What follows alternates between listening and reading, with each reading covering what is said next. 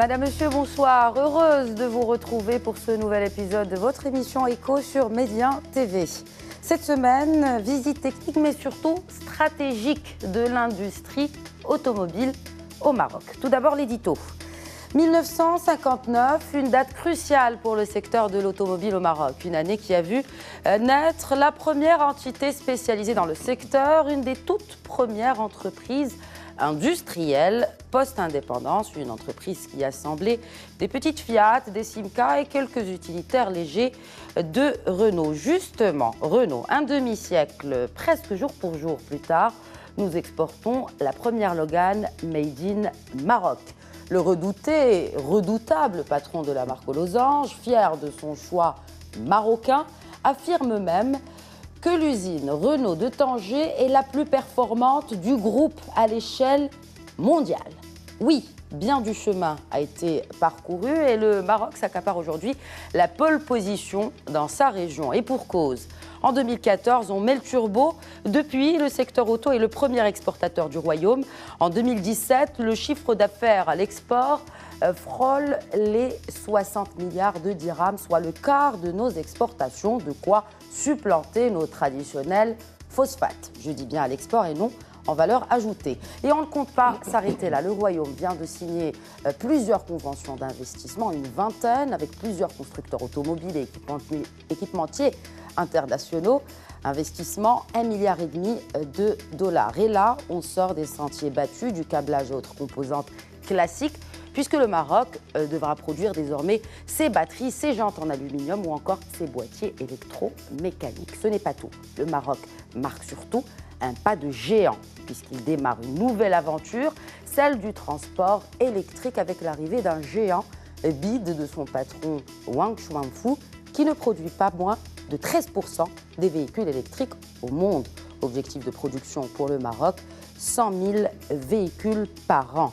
Un positionnement nouveau certes, mais en ligne avec le plan d'action marocain de développement durable. Le Maroc devrait intégrer ainsi, selon certains observateurs, le top 7 mondial avec son objectif d'1 million de véhicules produits au Maroc d'ici 2020.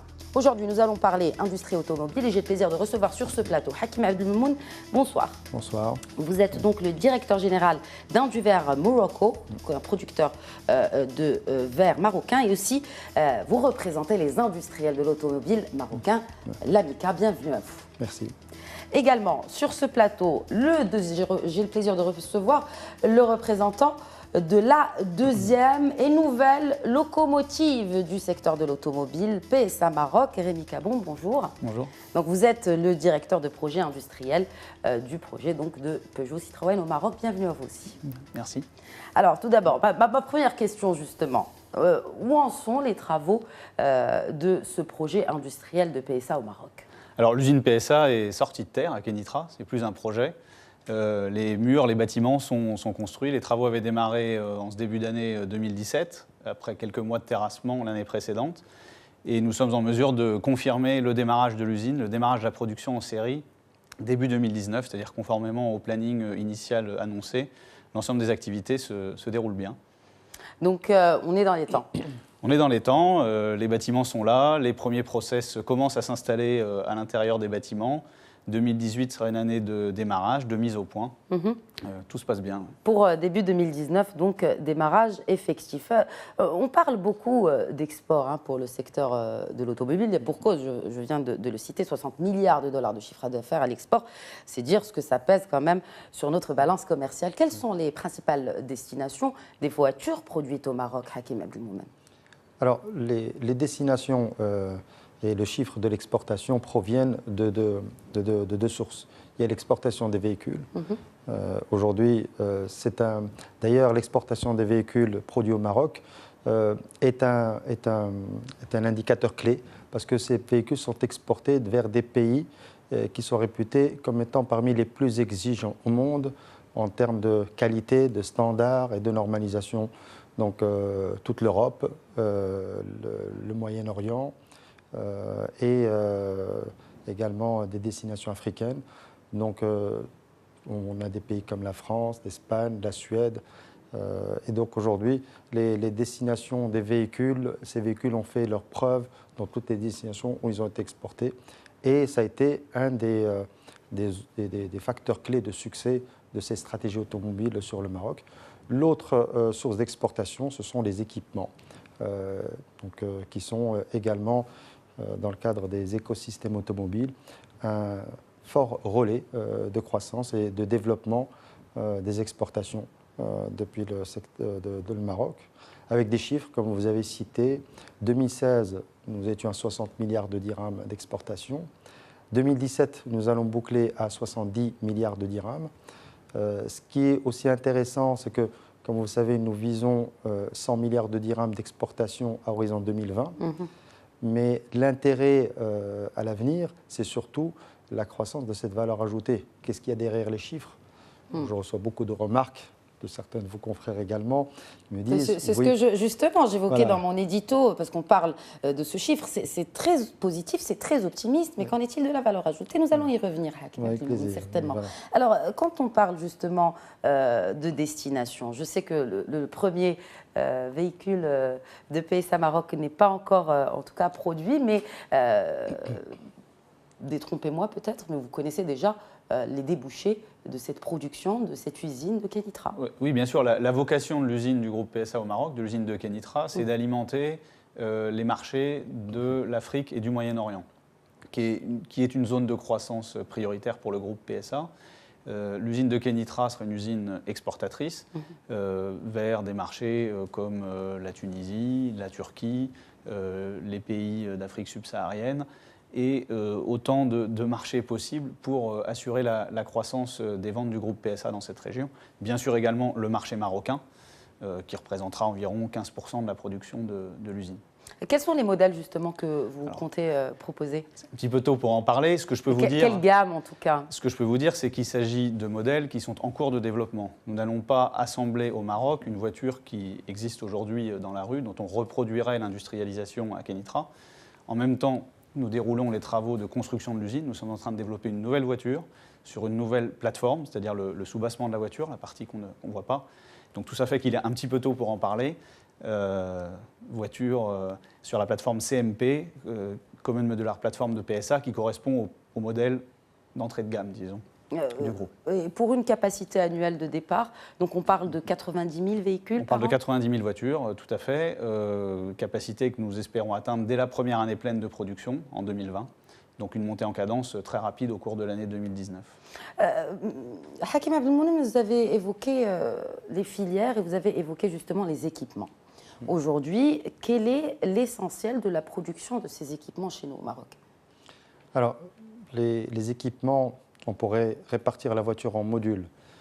Ça a été d'ailleurs à l'origine de la nouvelle stratégie des écosystèmes automobiles, où nous sommes rentrés en partenariat avec tous les acteurs.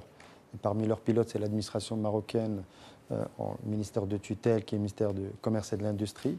Nous sommes partis du véhicule. Et donc, nous avons décomposé ce véhicule en modules, selon les attentes de clients finaux, qui sont les constructeurs automobiles. Et à partir de là, nous avons identifié des écosystèmes, c'est-à-dire des modules où nous avons un début de maturité, une maturité sur le Maroc, c'est-à-dire des chiffres qui nous permettent de construire une stratégie et des opportunités déjà identifiées, dont le câblage, notamment l'intérieur véhicule.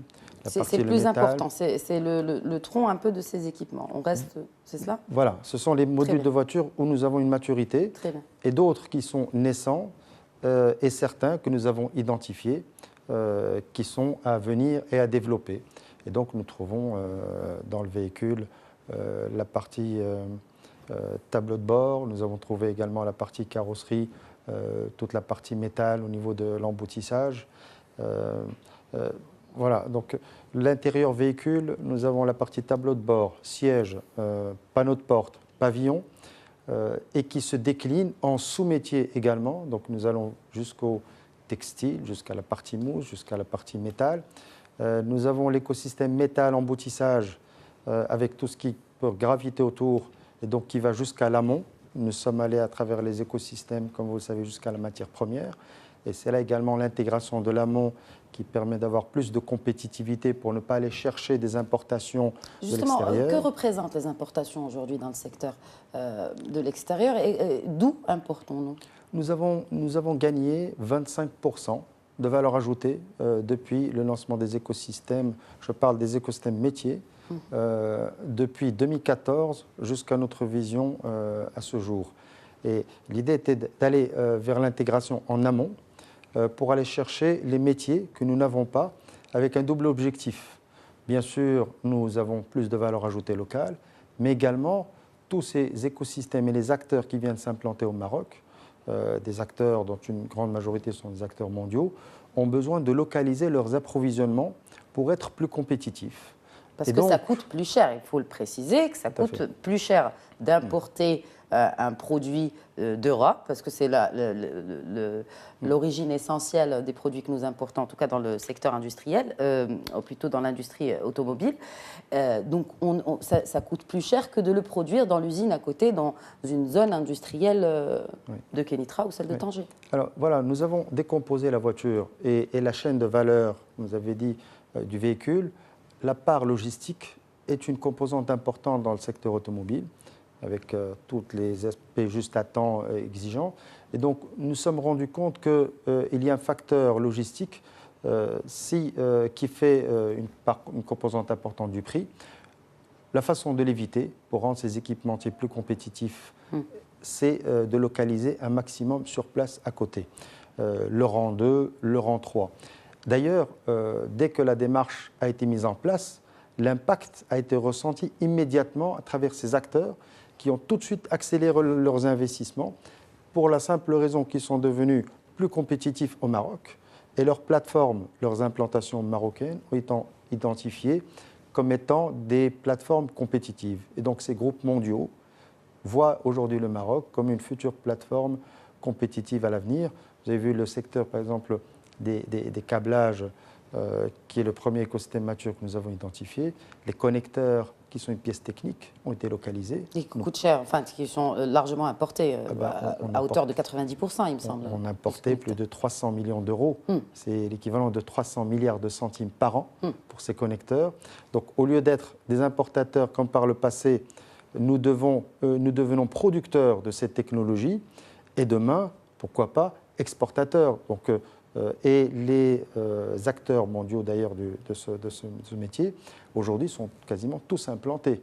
Ceux qui étaient identifiés non présents sont venus s'implanter et ceux qui sont là ont généré d'autres investissements sur le Maroc. Vous avez vu des acteurs, certains d'entre eux ont annoncé 7 usines d'ici 2020-2021, d'autres 3-4 unités, d'ailleurs certains d'entre eux ont signé. Également pour d'autres écosystèmes, comme l'intérieur véhicule, où nous avons été jusqu'à localiser, jusqu'au tissage de textiles pour l'intérieur véhicule sur le Maroc, la partie mousse, l'emboutissage, traitement de surface. Enfin, ça peut se décliner en plusieurs métiers. On ne peut pas peut-être rentrer dans les détails. Même si on va au-delà de la compétitivité, est-ce qu'aujourd'hui un constructeur, ou en tout cas, par exemple, quand on voit la branche marocaine de PSA, est-ce qu'aujourd'hui vous n'avez pas une contractualisation avec des fournisseurs en amont et non sur le terrain, en termes d'équipement en l'occurrence? Alors, ça dépend des équipements. Je vais l'illustrer. Vous avez certains composants dans la voiture qui sont spécifiques à chaque véhicule. Typiquement, ce sont les composants que voit le client. Vous êtes au volant de votre voiture, vous avez une planche de bord, vous avez des sièges. Ce sont des pièces dites de style qu'on va développer à nouveau pour chaque nouvelle voiture. Dans ce cas-là, on consulte tous les 5 ans ou tous les 7 ans à chaque nouveau développement et on génère les commandes à ce moment-là. Nous avons par ailleurs des composants qui sont des composants transversaux que nous utilisons pour plusieurs voitures. Il se peut que dans ces cas de figure, nous ayons des contrats sur des durées et des volumes encore plus importants. C'est aussi ce qui donne de la visibilité aux investisseurs équipementiers. Mais nous avons de toute façon la possibilité de soumettre des appels d'offres, voire de renégocier avec nos partenaires équipementiers pour trouver le meilleur business case pour eux et pour nous. Lorsque nous nous installons en tant que locomotive, comme vous disiez dans votre introduction, au Maroc, nous entraînons avec nous un certain nombre d'investissements. Alors très concrètement, en face du terrain de l'usine PSA à Kenitra, il y a un parc fournisseur dans lequel il y a 7 usines qui sont en cours de construction. Mais quels sont les produits justement? Quels sont les produits de ces usines? Ce qu'on construit juste en face de l'usine du constructeur, ce sont des pièces qui seraient chères à transporter. Vous évoquiez la logistique. Effectivement, les pièces volumineuses, on imagine volontiers. Comme des carcasses, par exemple? Comme des sièges, comme des planches de bord, comme des panneaux de porte, comme des lignes d'échappement. En général, les pièces qui prennent du volume coûtent cher à transporter, ça semble logique. Et donc, nos partenaires équipementiers s'installent juste en face de l'usine. Les pièces n'ont même pas besoin d'être chargées sur des camions, elles peuvent être transportées avec des petits trains, des chariots pour approvisionner l'usine. C'est ce qu'on appelle le just-in-time. Et donc toutes ces pièces constituent une part de l'intégration locale.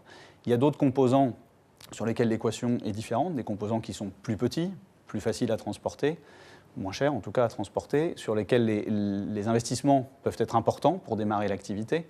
Et là, il faut qu'il y ait un volume d'activité beaucoup plus important que le volume de production. Qu'est-ce qu'un volume important, Rémi Cabon? Alors, pour certains composants, il faudrait produire plus d'1 million de voitures pour qu'on puisse les installer. Je vous donne un exemple aujourd'hui de ce qui n'est pas encore intégré localement au Maroc, des boîtiers électroniques.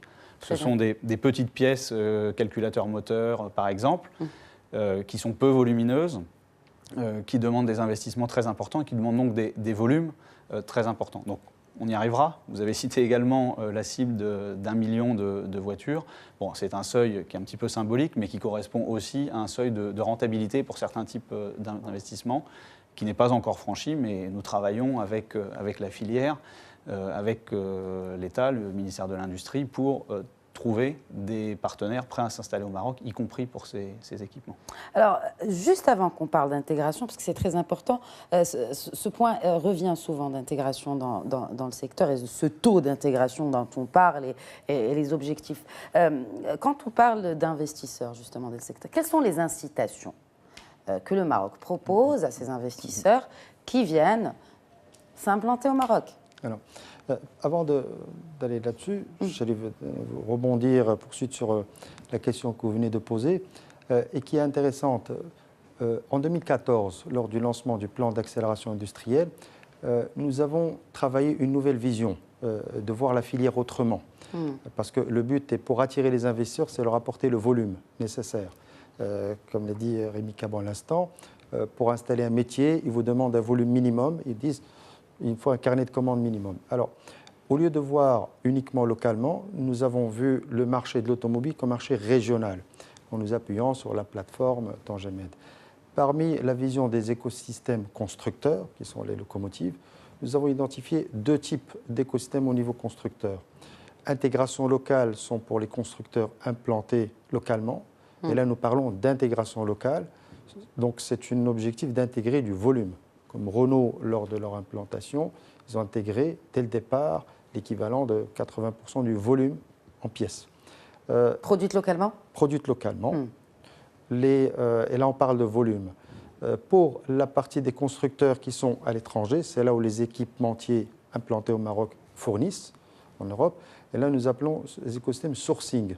Et donc, c'est d'exporter vers des constructeurs pas implantés. Et c'est là où on parle d'une exportation de pièces qui plutôt prennent de la valeur plutôt que du volume. Et donc là, nous avons vu cette stratégie globale et, comme l'a dit Rémi Cabon, les équipementiers ou les investisseurs qui viennent sur le Maroc, l'idée c'est de travailler tous ensemble en équipe, l'administration, la filière, les locomotives qui sont les constructeurs automobiles, pour regrouper ce carnet de commandes minimum qui leur permet de justifier l'investissement et l'implantation sur le Maroc. Très bien. En parlant d'implantation, justement, vous pouvez répondre à la question sur les incitations. Oui. Alors, effectivement, nous avons vécu une période de cette stratégie au niveau de l'automobile par le passé, qui était une vision, je pourrais vous citer des témoignages d'investisseurs qui viennent s'implanter sur le Maroc, qui me disent ce qui les a intéressés sur le Maroc, c'est qu'il y a eu une révision sur le long terme et portée avec un cap. Et le cap, ils me disent, vous l'avez tenu. Et c'est ça qui L'automobile est un secteur sur le long terme. Et donc ça a commencé avec les premières infrastructures. Au début, c'était mettre en place des zones franches intégrées avec tous les services autour, les guichets uniques, des infrastructures telles que le porte-en-Gémède, qui était un projet structurant. Sans le porte-en-Gémède, il n'y aurait pas eu la construction automobile, comme vous le savez. Les systèmes d'incitation qui sont un plus, mais pas déterminants, il faut vraiment le savoir. Les systèmes de subvention, aussi bien l'investissement, à travers le fonds Hassan II, ou le fonds de développement industriel de plus de 20 milliards de dirhams, et à la formation également. Et au cœur de tout cela, ce sont les compétences, le capital humain, qui a été le facteur clé, je dirais le facteur clé de la réussite de ce secteur, du témoignage des acteurs aujourd'hui implantés. Et d'ailleurs, le signe fort, les implantations de certaines multinationales qui ont eu lieu au Maroc ont généré une deuxième, une troisième, une quatrième, et le capital humain, les Marocains ont très très bien réagi au savoir-faire qui leur a été apporté par ces acteurs, aux formations qui leur a été apportées par les centres de formation dont nous présents, et ça a été un des facteurs clés. Et en fait, c'est une vision globale, et le plan d'accélération industrielle était un déclencheur dans le sens où administration, filière, locomotive, constructeurs sont tous retrouvés autour du projet sur le terrain. Et donc tout a été identifié en termes de métiers. C'est la première fois avec un partenariat public-privé qui va au cœur des métiers industriels précis. Et on identifiait les opportunités, les chiffrer, regrouper, porter ces opportunités vers les investisseurs. Et donc aujourd'hui, qu'est-ce qui restait? À venir les saisir et mettre en place tout autour tout les systèmes incitatifs qui est global au niveau logistique, au niveau formation, au niveau investissement, au niveau infrastructure, au niveau accompagnement administratif. Et donc, c'est un tout par rapport à des exigences du secteur automobile qui a été apporté. Et donc, c'est une stratégie globale et qui a fait en sorte que les investisseurs ont adhéré. La preuve sont les investissements que vous venez de citer, entre autres. Et dont d'autres que nous allons évoquer juste après la pause pub. Mais avant, alors, hormis ces incitations nombreuses qu'a cité Hakim Abdelmoumen, Rémi Cabon, est-ce que vous avez peut-être un point à rajouter sur les incitations que PSA Maroc a pu, en tout cas, avoir pour justement être un peu plus encouragé. Est-ce que l'exemple de Renault a été encourageant d'abord et aussi est-ce qu'il y a eu d'autres incitations du gouvernement marocain pour choisir le Maroc? Alors, il y a des incitations, il y a surtout, et je reviens sur ce que disait M. Abdelmoumen, des engagements qui sont tenus et une vision annoncée qui se confirme. Je pense que les incitations différentes natures qui peuvent exister sur l'investissement, sur la formation, sont de nature à déclencher des décisions ou à les accélérer. Mais ce qui fait que les investisseurs s'intéressent au Maroc, et qu'il y en a de plus en plus qui s'intéressent au Maroc, c'est la stratégie globale et c'est ce cap qui est tenu. Donc effectivement, l'exécution du plan de notre confrère en fait sûrement partie. Mais est-ce que Peugeot, par exemple, a eu plus d'incitation que Renault? Alors ça, c'est à M. El Alami qu'il faut poser la question. Moi, je suis pas capable de vous répondre. Il a cité cela dans une entrevue parue dans la presse marocaine. Mais est-ce que vous le sentez, non? Alors, nous, on a eu suffisamment d'incitations pour décider de s'installer. Je ne connais évidemment pas celle dont a pu bénéficier Renault. Ce qui est certain, c'est qu'il y a une logique de prime aux pionniers qui est donnée au Maroc. Et ça, c'est très sain pour encourager les premiers arrivants dans l'industrialisation de certains composants. Donc là, je ne parle pas des constructeurs, je parle des équipementiers.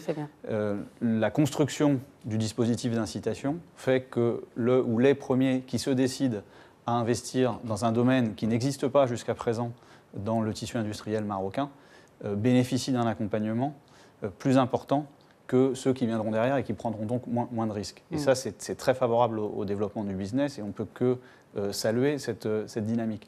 J'insiste sur le cadre, le team Maroc, on va dire, pourrait peut-être même parler d'écosystème Maroc par analogie à ce qui se fait pour les composants de la filière.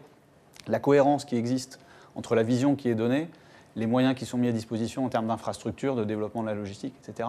Et ça, je trouve que c'est aussi important que le bénéfice court terme qui peut exister dans un accompagnement au moment de la prise de décision. Et surtout que le secteur est surtout un secteur à long terme et non à court au moyen terme. Je vous propose, messieurs, de continuer la discussion juste après cette courte pause de publicité. À tout de suite. Madame, Monsieur, bonsoir et bienvenue. Si vous venez de nous rejoindre, vous regardez Éco-Débat que nous consacrons aujourd'hui à l'industrie automobile. Juste avant la pause pub, nous évoquions cette question très importante des incitations pour les investisseurs qui viennent s'implanter chez nous au Maroc. Alors justement, parlant de ces investisseurs, le 11 décembre dernier, 26 conventions d'investissement ont été signées pour renforcer les écosystèmes industriels actuels. La moitié concerne justement le groupe PSA. Et je voudrais tout d'abord qu'on parle justement de ces investissements. De quoi s'agit-il? Quels sont ces équipementiers et quels produits vont-ils justement proposer principalement? Alors, ce sont des investissements qui sont dans la lignée de la stratégie dont nous avons parlé à l'instant. Ce sont les écosystèmes automobiles et le plan d'accélération industrielle avec toutes les démarches que nous avons mis en place.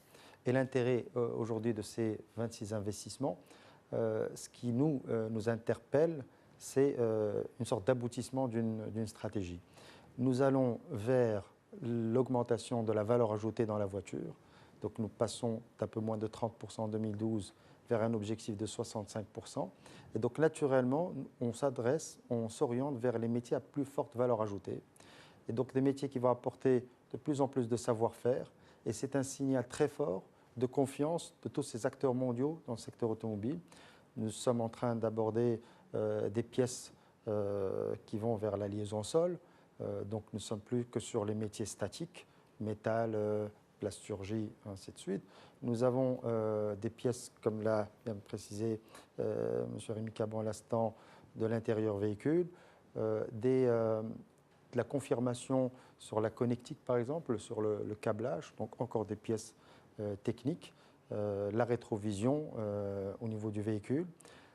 Nous avons des pièces dans la liaison au sol, type les amortisseurs, la filtration, où là, ce sont des métiers plus vers l'export, parler du sourcing. Donc, que 10% de ces investissements sont destinés à le marché ici local, et 90% sont orientés vers de l'export. Ça rejoint les métiers dont nous avons parlé pour la partie sourcing, c'est-à-dire exporter à l'étranger. Et donc, ces équipementiers qui viennent s'implanter, on y revient, viennent pour un marché ici sur le Maroc, mais pour un marché global, régional, des constructeurs automobiles, qui est également exporté vers les constructeurs automobiles étrangers. Et bien sûr, des nouveaux câbleurs qui viennent s'implanter parce que leurs investissements actuels à travers l'écosystème câblage les a rendus plus compétitifs. Donc, leur plateforme Maroc remonte des signaux très forts vers leur maison mère dans le monde. Ça peut être au Japon, en Europe, en Allemagne, aux États-Unis. Comme quoi, les implantations Maroc ont réussi. C'est ce qui déclenche des prochains investissements. Et donc, ce sont des acteurs qui sont déjà présents, qui ont confirmé un 4e, un 5e investissement dans le secteur, par exemple, des faisceaux de câbles ou des coiffes de sièges et autres. Quand on parle de ces 13 conventions, la moitié de ces conventions qui ont été signées ce 11 décembre ont été signées par le groupe PSA. De quoi s'agit-il exactement? Quels sont les partenaires qui vont accompagner, on va dire, cette aventure marocaine de PSA dans le cadre de ces écosystèmes? Alors, déjà, ce que je voudrais dire globalement, c'est que suite à la signature de ces 13 conventions, on peut considérer que la quasi-totalité des pièces que l'on voit quand on regarde une voiture, que ce soit à l'intérieur ou à l'extérieur, seront fabriquées au Maroc. Quelques exceptions, rares exceptions, mais il n'y en a presque plus. Il y en a pour lesquelles ce n'était pas le cas jusqu'à présent. Par exemple, à l'extérieur, les roues ont été signées parmi les conventions du 11 décembre, l'installation de fournisseurs de jantes en aluminium, d'Icastal, en ce qui concerne, qu'un industriel chinois en ce qui concerne le groupe PSA, donc pour fabriquer des jantes en aluminium au Maroc. Et donc, dans les voitures équipées de jantes en aluminium, ce sera de la production marocaine. Nous avons également des rétroviseurs extérieurs qui seront fabriqués. En ce qui concerne l'intérieur, vous avez les sièges, la planche de bord. Si je reviens à l'extérieur, vous avez également les pare-chocs. Bref, il n'y a que quelques rares exceptions. Moteur ? Alors, si on parle maintenant des pièces qui ne sont pas directement visibles par le client, vous savez, alors il faut ouvrir le capot, on va dire. Oui. L'usine de Kenitra assemblera non seulement des véhicules, mais également des moteurs, et ce dès le démarrage. Donc dès 2019, notre usine assemblera des moteurs, et donc le moteur sera un moteur marocain assemblé à Kenitra. Vous avez également, dans les conventions qui ont été signées, des mécanismes de direction assistée pour les voitures. Ça, c'est une production qui ne se fait pas aujourd'hui au Maroc et qui, à l'horizon de 2019, sera produite localement. C'est un autre exemple de l'écosystème PSA. Pour aller un petit peu plus loin que ces 13 conventions, il y a à peu près 50 usines qui livreront l'usine de Kenitra au Maroc, c'est-à-dire 50 sites fournisseurs installés au Maroc qui livreront PSA. Et sur ces 50 sites, il y en a 26 qui sont en cours de construction, qui sont nouveaux. Est-ce que ce sont des sites marocains ou ce sont des sites d'investisseurs étrangers? Ce sont des sites marocains qui sont tous installés au Maroc, qui emploient de la main-d'œuvre marocaine, qui contribuent au développement des compétences, à la montée en compétences de l'automobile du tissu industriel marocain. Les investisseurs sont d'origine variée, européenne, asiatique, américain. Dans certains cas, ils s'associent avec un industriel marocain. C'est le cas pour un du verre, non? Oui. N'est-ce pas, Hakim Abdelmomen? Oui, notamment, effectivement, dans le... Je vous reviens. Non, notamment dans le verre, et vous étiez parmi les précurseurs à ouvrir votre capital, en tout cas pour une joint venture avec un leader mondial japonais. Alors, effectivement, comme vous voulez dire, dans le sillage de tout ce développement et des locomotives du secteur automobile, effectivement, c'est une des orientations où nous avons pu avoir une rencontre qui s'est concrétisée par un partenariat avec un leader mondial dans le secteur du vitrage automobile. Effectivement, nous avons, nous, en tant qu'acteurs industriels qui étaient parmi les premiers qui ont accompagné Somaka dans le vitrage automobile, nous avons eu l'occasion, l'opportunité de faire cette rencontre et donc de nouer un partenariat aussi bien sur des secteurs proches de l'automobile que sur l'automobile de grande série et qui se concrétise par un projet de construction d'une usine pour produire l'équivalent d'1,2 million véhicules en collection vitrage. Donc on y revient. Ce n'est pas que le marché au Maroc aujourd'hui qui justifie ces implantations, mais un marché région. Et donc c'est une usine qui va fournir aussi bien les constructeurs implantés au Maroc que des constructeurs implantés principalement Sud-Europe. Justement, on revient à ce taux d'intégration. Pour les pièces qui sont fabriquées localement, est-ce qu'aujourd'hui, il n'y a pas moyen, parce qu'on parle de coiffe de voiture, de siège plutôt, est-ce qu'il n'y a pas moyen d'une reconversion, peut-être d'une partie du secteur industriel ou des professionnels du secteur dans des métiers qui sont, quand on les appelle les métiers de demain, moi j'aimerais les appeler les métiers d'aujourd'hui, parce qu'ils sont bel et bien là. Vous avez raison d'aborder ce point. Alors, je propose de revenir un peu avant par rapport à votre précédente question, qui va déboucher sur une réponse à celle-ci.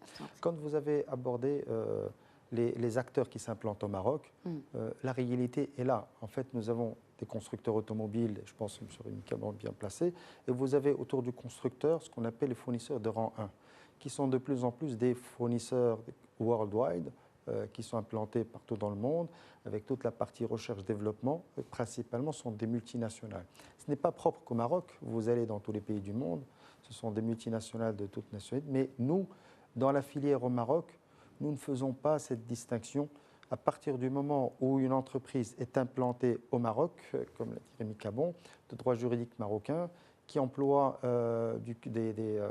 des collaborateurs ici marocains, avec également un savoir-faire extraordinaire que des expatriés viennent apporter un savoir, et donc il y a un échange exceptionnel, ce sont des opportunités vers les compétences marocaines. Et d'ailleurs, dans ces multinationales, on a des expériences extraordinaires où nous voyons des management marocains qui montent en puissance jusqu'à prendre des responsabilités dans ces groupes à l'étranger, au-delà même de l'implantation Maroc, et qui, après, contribuent à cet échange. Et vous avez raison, pour ces grosses entreprises qui s'implantent, c'est une opportunité gigantesque pour tout le tissu industriel marocain. Et vous avez raison. Pour certaines reconversions, en fait, ça ouvre des opportunités quand vous avez une multinationale qui s'implante. Autour, il y a beaucoup de métiers qui gravitent, et des métiers industriels, et c'est une opportunité. Et là, effectivement, il y a un petit travail de conversion pour une montée en compétences des industriels des Marocains existants. Et nous avons des cas, des exemples. Dans les coiffes, nous avons un acteur local qui était dans le métier en dehors de l'automobile, qui a noué un partenariat, qui aujourd'hui fournit les coiffes. Vous avez un industriel du textile qui n'avait aucun lien avec l'automobile, qui aujourd'hui, à travers un partenariat avec une multinationale, produit du textile aujourd'hui. Donc la clé, c'est les partenariats, Hakim? Ce sont des opportunités, tous ces grands groupes qui viennent au Maroc, qui eux-mêmes sont demandeurs de sous-traitants qui viennent les accompagner.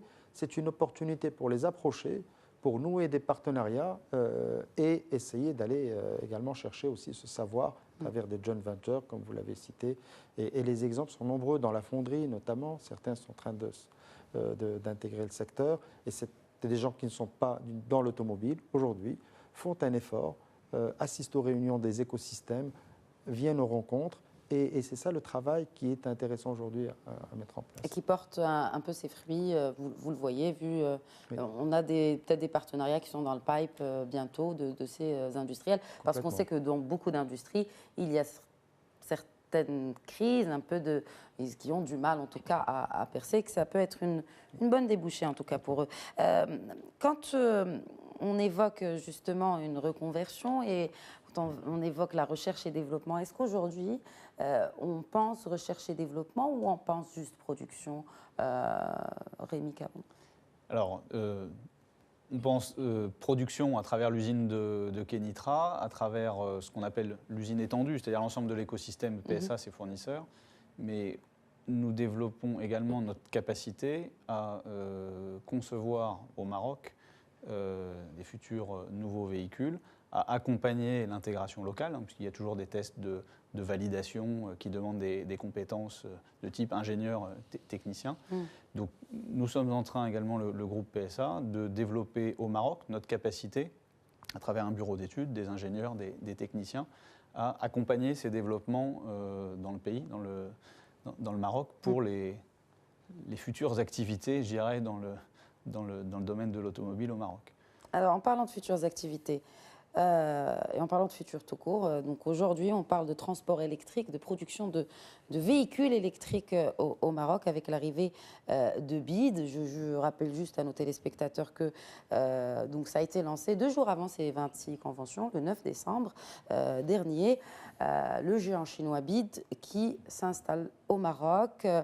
Son chiffre d'affaires est de 17 milliards de dollars de ce groupe, des géants.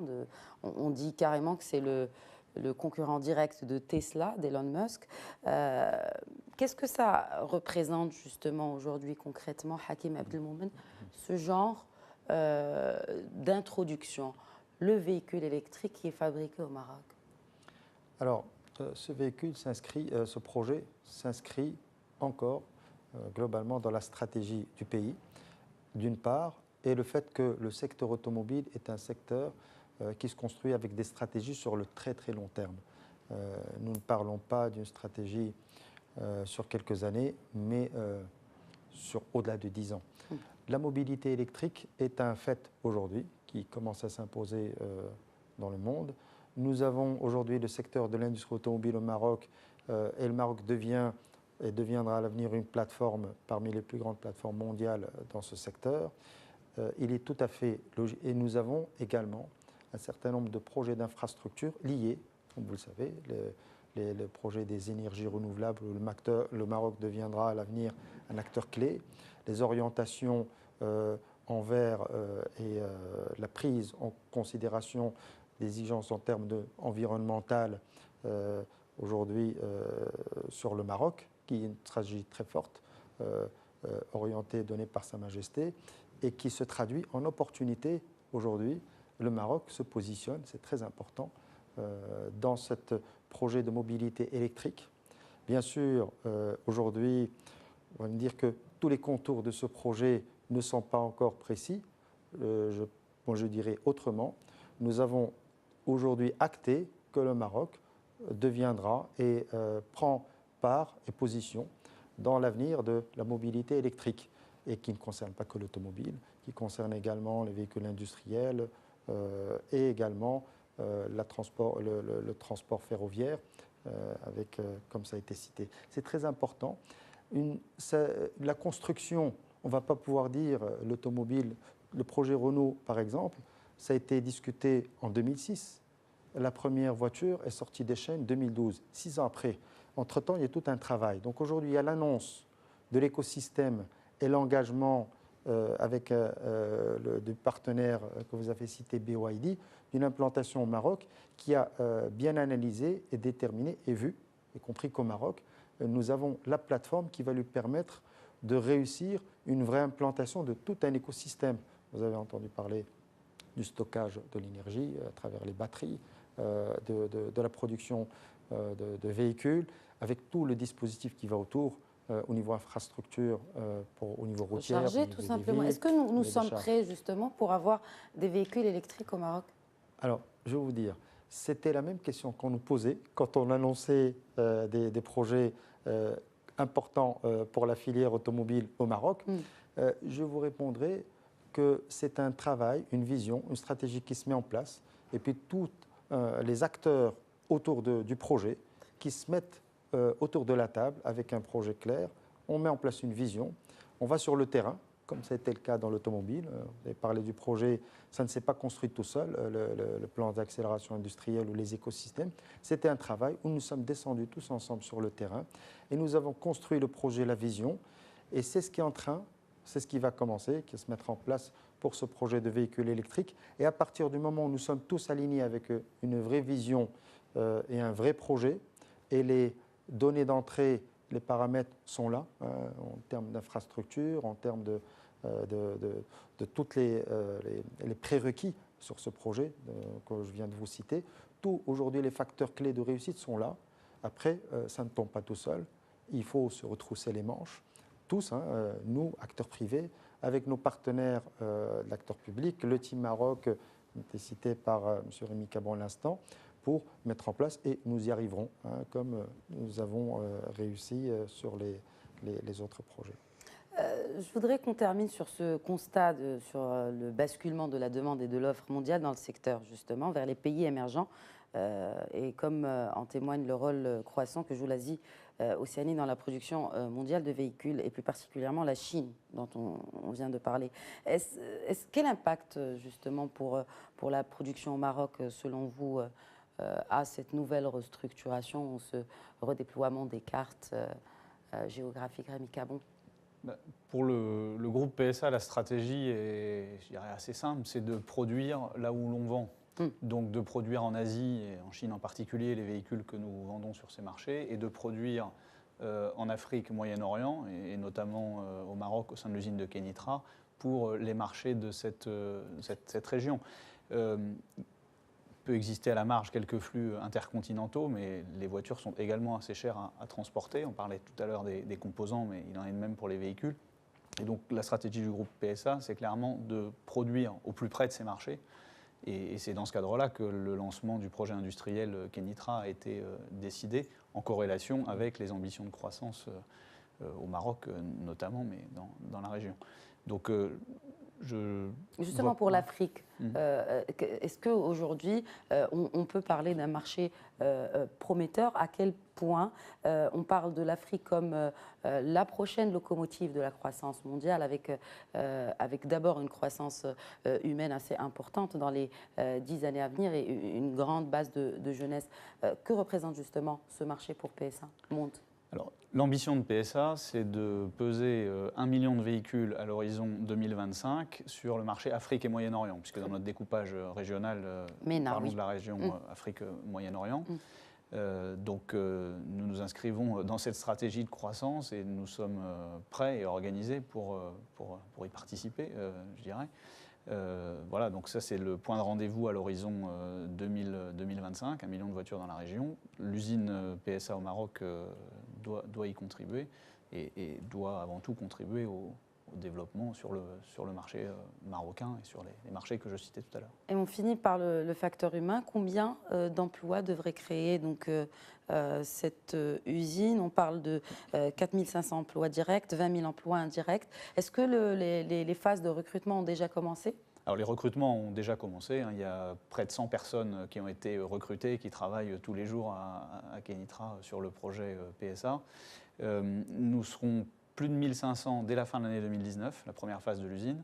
Vous savez que c'est une usine évolutive. Nous avons cité tout à l'heure 90 000 par an. Nous aurons la capacité de doubler la production dès que ce sera nécessaire. Et à cet horizon-là, nous devrions atteindre un chiffre proche de celui que vous citez, à 4 500. Ça, ce sont les emplois directs dans notre usine.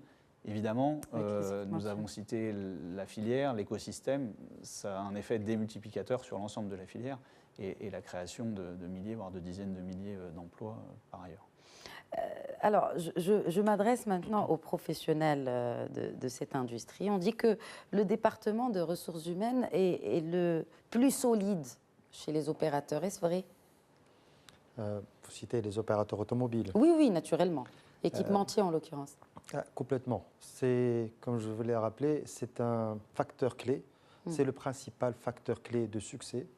Et une des réussites aujourd'hui dans le secteur de l'automobile a été que les compétences et le capital humain marocain a réussi dans ces entreprises à toutes les échelles.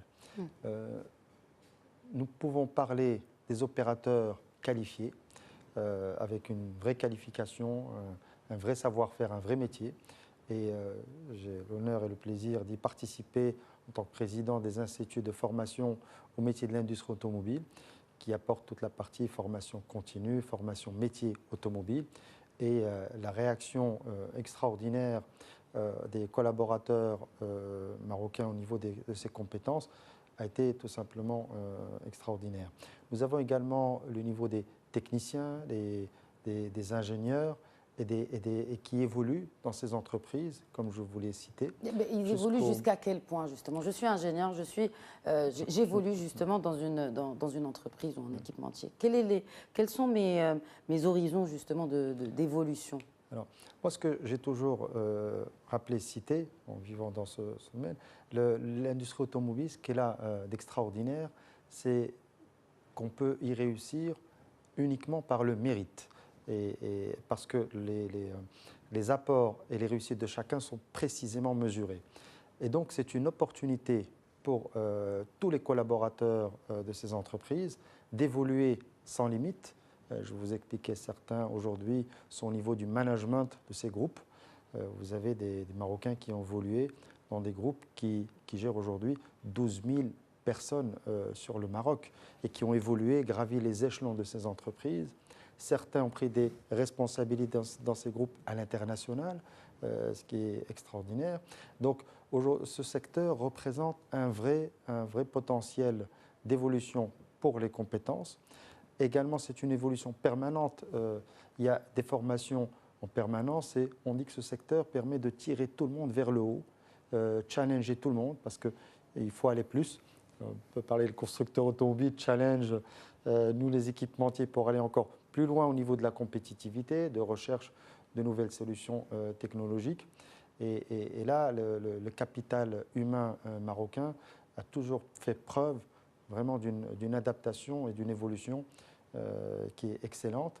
Et ça a été un facteur clé vraiment de succès. C'est pour ça que tout à l'heure, quand vous avez parlé d'incentives, j'ai vécu personnellement beaucoup de déplacements à l'étranger dans le cadre de délégations où nous présentions la filière Maroc.